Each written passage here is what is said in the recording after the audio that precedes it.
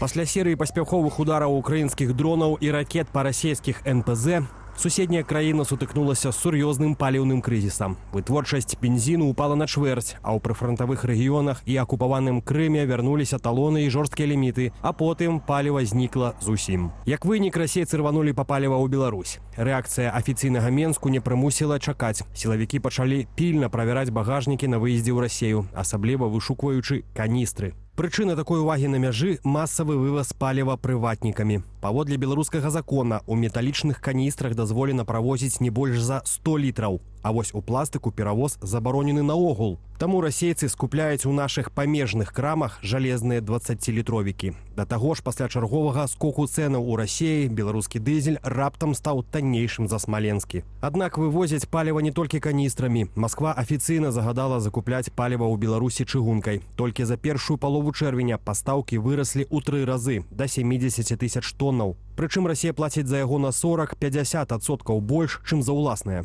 Эканамісты супакойваюць, унутраны дэфіцыт Беларусі пакуль не пагражае, бо нашыя ўласныя патрэбы невялікія. Аднак наперадзе жнівеньская ўборачная кампанія, на якую выйдуць 7 тысяч камбайнаў. І рэжым будзе намагацца, каб тэхніка не стаяла без працы. Напярэдадні прэзідэнт Украіны Владзімір Зяленскі выставіў Менску ультыматум, патрабаваў спыніць пастаўкі паліва для расійскага войска і дэмантаваць рэтранслятары для дронаў. Сёння рэтранслятары ўжо маўчаць, а вось што будзе з палівам – пытанне бліжэйшага часу.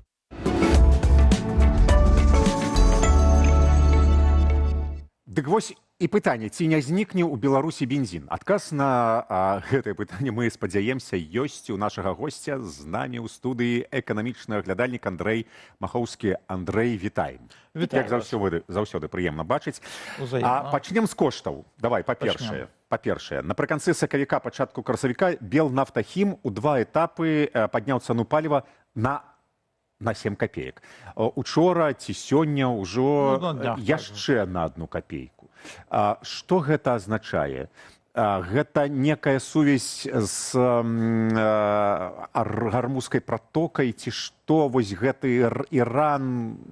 Ну, вось тое, што было на 7 копеек, гэта так, гэта было звязана там, ну, ось, але гэтая на копейку, я мяркую, што гэта такая прэвентыўная мера, каб абараніць нашыя запраўкі ад расійскіх бензавозаў, таму што, ну, там кошты растуць, у нас пакуль што кошты яшчэ, ну, вышэйшыя, чым дзе-нідзе ў Расіі. Вось, але, ну, як мы ведаем, там ужо пачалі правяраць гэтыя багажнікі аўто, каб не возілі ў каністрах гэты бензін. Ну і гэта таксама мера, каб кошты зраўняліся, каб расейцы не вывозілі наш бензін, бо, ну, дружба дружбай, а бензін трэба перахаваць. Мы ж не хочам, каб было як у Расіі. А чаму адразу не павысіць кошты, напрыклад, на 20-30 копеек? Не, ну тады як бы, не, ну гэта ж, ну гэта як бы ўсё ж такі, ну, па-першае, беларусам гэта не спадабаецца, па-першае, па-другое, ну, ўсё ж такі бензін гэта такі тавар-маркер, які ўплывае на кошты на ўсё. Зразумела. То бок, ну, табе ж паўсюль трэба бензін, там ўсё перавезці, і таму будуць расці кошты на ўсё. Можна не забараніць павышаць кошты на ўсё, ну, але гэта прывядзе да стратаў і гэтак далей. А як яны будуць расці вось зараз, калі мы разумеем, што ў Беларусі ёсць праблема з палівам і што, верагодна, расейцы могуць прыязджаць сваімі бензавозамі, як можна спланаваць для сябе гэты разуменне? Ну, глядзіце, яны ж пакуль што мы бачым, што ў Расіі ўсё ж такі кошты вышэйшыя. І пакуль што ніякіх такіх масавых набегаў расійскіх бензавозаў на беларускія запраўкі, ну, няма. Яны, магчыма, пачнуцца, але пакуль што іх няма. Вось, таму, ну, я думаю, што яны будуць глядзець і па крышачку падвышаць. Гэта па-першае. Па-другое, ёсць жа іншыя метады. Ну, господи, можна ж перакрыць мяжу і проста не выпускаць там людзей з гэтым бензінам. Можна не прадаваць бензін, можна прадаваць бензін, там, не ведаю, толькі па беларускіх пашпартах, напрыклад. Вось, можна, ну, увесці ліміты для тых, у каго няма беларускага пашпарту. Ну, то бок, ёсць жа шмат такіх мер. Дарэчы, увогуле, гэта ж добра для беларускай эканомікі, калі... Так. Будут проезжать Ну, бензовозы не, з калі России. бензавозы гэта не вельмі добра, таму што ну гэта добра для там я не ведаю для тых, хто будзе вывозіць бензін у Россию, для іх гэта добра, а для беларускай дзяржава ж не хоча дзяліцца сваімі доходамі з кімсьці, хто там Гэта ж грошы. Гэта ж грошы, жывыя грошы. Вось, але насамрэч там зараз у России як бы, ну, як мы ведаем, у России яна ўжо болей не бензакалонка, яна ўжо такая гарачая бензакалонка.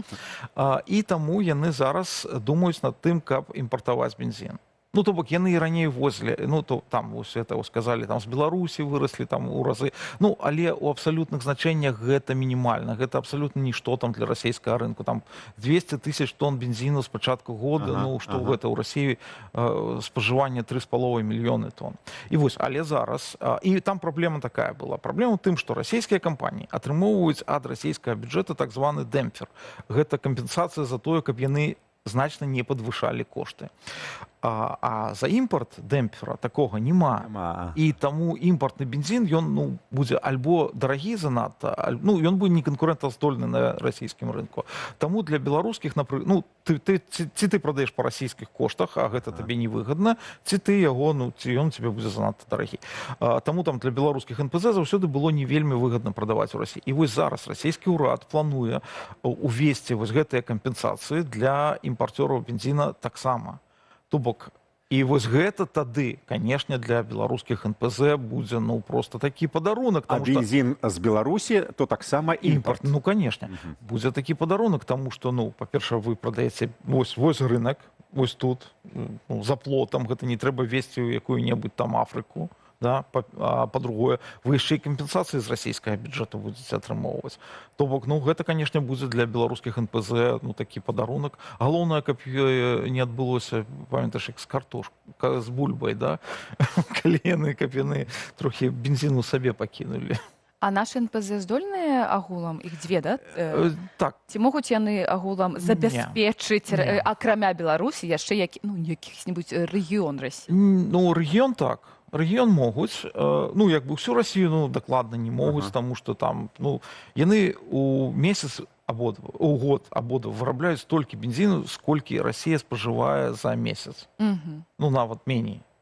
Так, можа, трэба хуценька збудаваць МПЗ? Мы ж так з атамнымі станцыямі робім. Яшчэ адна МПЗ для расейцаў. Пакуль яны збудуюць, што-небудзь кончыцца. Ці дэфіцыт, ці Расія, ці яшчэ што-небудзь там скончыцца. Ці ішак, ці падзішах. Ну, што-небудзь здохне за гэтае часу. Але, ну, вось, ну, але які-небудзь рэгіён, так. Ну, вось у Лукашэнкі быў гэты маскоўскі губернатар, да? Ну, дзе там здарыўся непланавы рэмонт на маскоўскім НПЗ, да, які будзе доўжыцца да наступного году, як мінімум паўгады. Калі што-небудзь зноў не хлопне на ім. І вось Лукашенко ж ён быў такі радасны і казаў: ось мы чым можам, мы ж дапаможам, мы ж гатовыя дапамагчы, у нас жа ўсё ёсць. Вось, а гэта якраз, ну гэта якраз там спажыванне ў гэтай маскоўскай вобласці, там я глядзеў 3,6 мільёна тонн бензіну ў год. Беларусь вырабляе там 3,5-4 мільёны. Там, як бы, ну, 2 мільёны мы свабодна можам прадаць у маскоўскую вобласць. А як вызначаюцца вось гэтыя цэны актуальныя на паліва? Мы, як людзі і як бізнесы, атрымліваем ад Белнафтахіму гэтыя цэны. То бок, гэта Белнафтахім гэта дзяржаўны канцэрн. То бок, дзяржава вызначае кошты на паліва. Абсалютна, яны абсалютна рэгулююцца. Ну, у нас жа адзіны кошт на паліва там па ўсёй краіне, да, яны абсалютна рэгулююцца. Гэта, ну, гэта дзяржаўны бізнес такі, ну, в сэнсе, ну, не ўсё дзяржаўнае, але ўсё роўна ўсе павінны прадаваць па гэтым коштам. Таму устанаўлівае гэтыя кошты, канешне, Белнафтахім. А якіх коштаў спрагназаваць можна, якіх коштаў чакаць у будучыні? Ну, гэта досыць цяжка. Я мяркую, што небу мы... Ці пойдуць яны? Ну, хутчэй за ўсё яны, канешне, пойдуць уверх. Ну, проста вымушана пойдуць уверх, таму што ў Расіі кошты пойдуць уверх. Ну, ў Расіі, дарэчы, ўжо пашлі кошты уверх. І ўжо там, ну, калі браць гэтыя там прыватныя запраўкі, ну, там ўжо значна даражэй, чым у Беларусі, да, там, як бы, і, ну, хутчэй за ўсё будзе даражэць і на астатніх запраўках. І таму, ну, трэба будзе і ў Беларусі падвышаць гэтыя кошты. Ну, зразумела, падвышэнне коштаў у Расіі на ўсё паліва, зразумела, дзякуючы Украіне адбываецца. Вось уся гэтая гісторыя з Хармузскай пратокай. Ва ўсім свеце павышаецца кошт на паліва. Я так разумею. Ну, зараз ужо пашоў зніжацца. Ну, Дзякуй, да. Дзякуй, Трамп. Дзякуй, Трамп. Ці будуць кошты тады зніжацца ў Беларусі? Не, ну з чаго б гэта? Ва ўсіх краінах пайшло ўніз, а ў нас тут Расія гарыць. Ну, у нас тут, па-першае, Расія гарыць, да? Па-другое, у нас тут... Шкада. Да. Такая беда, ой. Плачу не могу. Вось, у нас тут, па-першае, Расія гарыць, ёсць бяда. А па-другое, як бы, нават вось гэта падвышэнне коштаў, якое ў нас было, яно было не таму, што нафта даражэла. Яно было таму, што у Белнафтахіма былі праблемы з лагістыкай, як прадаваць гэты бензін, гэты дизель, бо яны прадавалі праз Аб'яднаныя Арабскія Эміраты, Эміраты закрыліся, это быў такі хаб, ну, вазіць стала даражэй, цяжэй, і гэтак далей, таму яны падвышалі кошты, каб кампенсаваць страты Белнафтахіма. Гэта не таму, што нафта даражэла. Мы-то нафту атрымоўвалі з Расіі па такіх льготных коштах. Вось, таму, калі яна зараз будзе дзешавець, мы тут пры чым?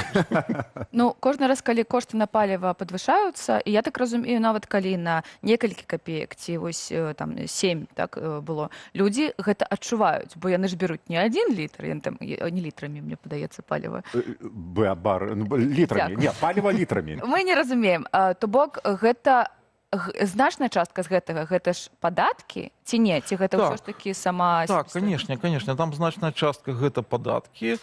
Ну, калі так вось палічыць, ну, глядзіце, 20% гэта НДС, плюс акцызы, плюс там вось налог на землю, напрыклад, плюс адлічэнні ў фонд гэта сацыяльнае страхаванне працаўнікоў, якія працуюць. Ну, там падаткі ў кошты бензіну складаюць, ну, дзесьці 50-60%, вось недзе так. І гэтая частка, яна не змяняецца, бо падатковая... Яна не змяняецца. Таму толькі калі падвышаюцца падаткі, тады, як бы, ну, можа змяняцца кошт бензіна, але, ну, вось калі ў нас падвышалі акцыз на бензін, то кошты ж тады не выраслі бензіну. Як бы, ну, таму што гэта ўсё ж такі нейкая там доля. Вось, а кошт менавіта нафты, ну, ён складае, ну, недзе там, можа, 35%. Ну, я так прыкладна кажу, там это можа быць плюс-мінус 5, но недзе 35%. Не, таму, як бы, падаражэнне нафты, вось, ну, таму карцей, Армузскі праліў нам вообще наогул нічога не дае, да, там. А там же яшчэ гэта Брент, Уралс... Ну, Юралс это расійская нафта, Брент гэта і такі, гэта, ну, як... Міжнародная. Ну, такі, ну, стандарт міжнародны, як бы, як кажуць. Вось, ёсць там яшчэ, ёсць там амерыканская ВТА. ВТА, так. Вось. Ну, Юралс зараз таннейшы, чым Брент. Было наадварот, калі вось быў гэты крызіс, але зараз Юралс зноў таннейшы, чым Брент. Ну, наогул, зараз кошты вярнуліся да ваеннага ўзроўню. Всё. Ці гэта ўплывае так вось на простых, як кажуць, людзей? То бок людзі, якія едуць на сваім аўто, набываюць гэта паліва, едуць і выкарыстоўваюць для асабістых нейкіх мэтаў. Ці гэта ўсё ж такі мы абмяркоўваем з'яву, якая вельмі ўплывае на бізнес, на бізнесовую частку? Не, ну мы зараз, як бы, на беларусаў гэта, ну, я не бачу... Легче з каністрай кудысьці? Не, ну навошта? Не, ну я думаю, што яшчэ да гэтага часу яшчэ можна паспець пабегчы з каністрай. Не, я ўсё ж такі мяркую, што не будзе так, як было з бульбай. Я мяркую, што яны ўсё ж такі не прададуць увесь беларускі бензін, нешта сабе пакінуць. Ну, то бок, увогуле, усе гэтыя гастралёры, напрыклад, з Расіі, з Еўропы, калі паедуць па паліва, па беларускае паліва, яны могуць узнікнуць у Беларусі, унутры краіны, нейкія праблемы з палівам? Ну, такія, што у адзін дзень хоба і няма паліва. Не, ну за один день, ну докладно. Ну, треба, каб усе за тыдзень. каб усе за один день приехали. Не, я меркую, что не. Я меркую, что такого кризису пакуль што, прынамсі, пакуль што ўсё ж таки не бачна на гарызонце. Я меркую, што ўвесь бензін яны не прададуць. У іх ёсць опыт з бульбай, як гэта было ўжо. Яны сочаць і глядзяць, каб увесь бензін не прадалі. Ну, як бы засцерагчыся ад гэтых бензавозаў, гэта ўсё ж таки можна зрабіць. Там, як гэта рабілі ўвесь час на заходняй на заходняй мяжы. І на расійскай мяжы таксама мы ж гэта памятаем, там, калі тое ці сёе там пачыналі ўвозіць, то просто устанавливалі гэтыя блокпасты і нікога не пускалі. Зразумела. І апошняе пытанне, караценькі адказ, мабыць, не да цябе, але ж усё роўна, навошта Лукашенко учора да Пуціна паляцеў? Ну, паскардзіцца на Грызлова, які ўцягвае яго ў вайну. Что тут сказаць? Не, насамрэч, ён жа анансаваў гэты візіт да Пуціна і, ну... За 2 дні. Ну, крышачку раней. Ну, будзе камандзіроўка. Не, насамрэч, ён і раней анансаваў, гэта быў анансаваны, толькі, я так разумею, ён не ведаў часу, калі ён туды паляціць. Не, ну, ён жа шчыра сказаў, што яго ўцягваюць вайну. Вось уцягваюць. Дурная кампанія.